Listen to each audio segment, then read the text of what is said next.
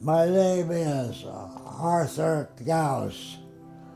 My hometown is Maplewood, Missouri. And I was in the branch of service called the infantry.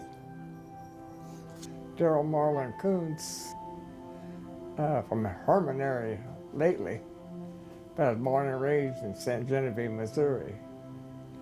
And that's where I was at when Pearl Harbor was hit. I'm Paul Hayden. When I went in service, we lived in Advance, Missouri, which is near Cape Girardeau. And I went into the Army. Well, his name is Louis Morganson, and he's from White Cloud, Michigan, which everybody holds up their hand probably right about right here in the state of Michigan. And his branch of service was the Army Air Corps. Alvin A.L.V.I.N. Edward Robert R.V.E.R. And I was from Truxton, Truxton. I think about 100 people there was all. Had 2 stores, grocery stores.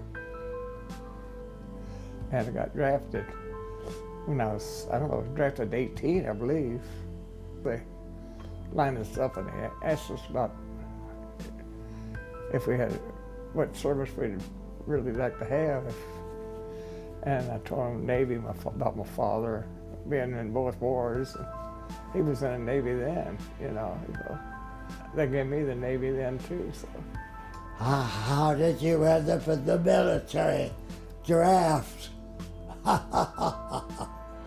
Yeah. I had to go, or my brother did one of the two.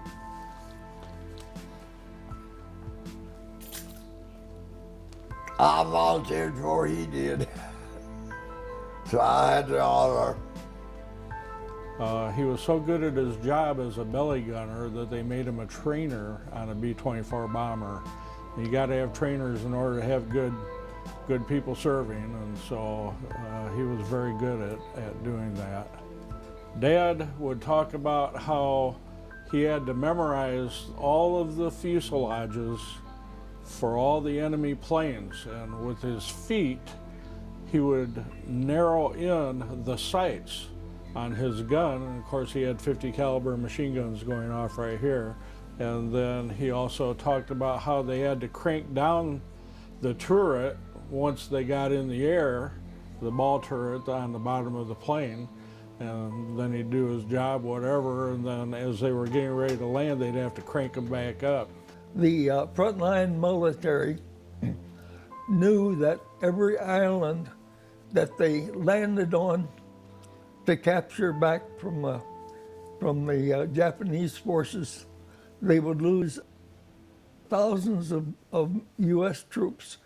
But they had a lot of courage and guts and went in there and done it anyway. And also, we shouldn't forget the fact that that was a turning point for women in the United States, because a lot of women went to manufacturing plants to build things to support the war effort. And that opened up different thinking among both men and women. As a result, Come home from Great Lakes now, I think they give us 9 days leave.